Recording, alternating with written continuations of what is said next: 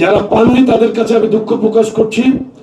তাদের জন্য আমরা চেষ্টা করব দলের কাছে আরো অন্তত আরো যদি আমরা কমপক্ষে আরো 100 জনকে এখানে সংযুক্ত করতে পারি, মোটামুটি আমরা ইনশাল্লাহ এই কমিটিকে আমি মনে করব যে দল যদি আমাদেরকে এটা দেয় আমরা মোটামুটি পরিপূর্ণ করতে পারবো। সুতরাং কারো হতাশ হওয়ার কিছু নেই। এখানে যারা উপস্থিত থাকতে পারেন না আজকে, এরকম 6 জন নেতা আমাদের এখন চায়না সফরে আছেন। 6 জন। আরেকজন অসুস্থ অবস্থায় গোপালগঞ্জে অসুস্থ, আরেক নেতার খুব সিরিয়াস, তার কোন আত্মীয় অসুস্থ থাকার কারণে জাহিদ অনুপস্থিত আছে, তার কে জানি অসুস্থ।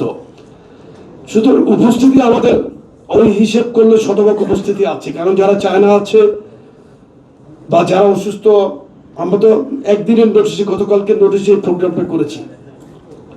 আগামীতে বিগত দিনে আমরা যেভাবে সংগঠনকে শক্ত হাতে পরিচালনা করেছি, আপনাদের সহযোগিতা নিয়ে ইনশাল্লাহ আগামীতে তার থেকে ভালোভাবে ইনশাল্লাহ আমরা করব। প্রত্যেকে চোখ খোলা রাখবেন।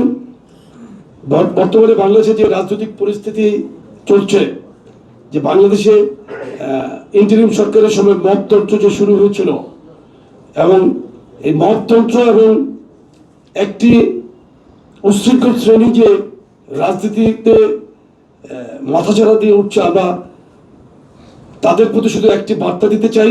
যুবদলের সভাপতি হিসেবে আমার যে দায়িত্বের জায়গা থেকে যে চতুর কথাবার্তা বলে কিন্তু রাজনীতিতে বেশি দিন স্থায়ী হওয়া যায় না।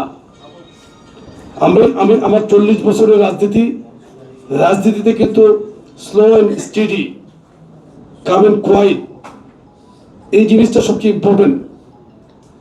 যারা মত এবং মনে করছে যে উচ্ছৃঙ্খল কথাবার্তা বলে পজিশন ক্রিয়েট করবে, এটা সম্ভব না। বাংলাদেশের জনগণ কিন্তু অনেক ভালো, জ্ঞানী, বুদ্ধিমান আমি মনে করি। তারা কখনোই সিদ্ধান্ত নিতে ভুল করে নাই। এবং আমি শুধু তাদেরকে রাজনৈতিক ভাষায় বলবো যে রাজনৈতিকভাবে আপনারা সাংগঠনিক কাজকর্ম করবেন। আশা করি বেফাস মন্তব্য করা থেকে বিরত থাকবেন। বাংলাদেশ জাতীয়তাবাদী যুবদল বিএনপির সবচাইতে বৃহৎ শক্তিশালী একটি অঙ্গ সংগঠন। আমাদের সাংগঠনিক ক্যাপাবিলিটি সম্পর্কে সবাই মোটামুটি ধারণা আছে। আমরা কিন্তু অত্যন্ত শক্তিশালী একটু সংগঠিত একটি দল। আমরা ইনশাল্লাহ রাজপথে আমাদের সাংগঠনিক শক্তির মাধ্যমে কিন্তু আমরা সকলকে সাংগঠনিকভাবে মোকাবেলা করবো ইনশাল্লাহ।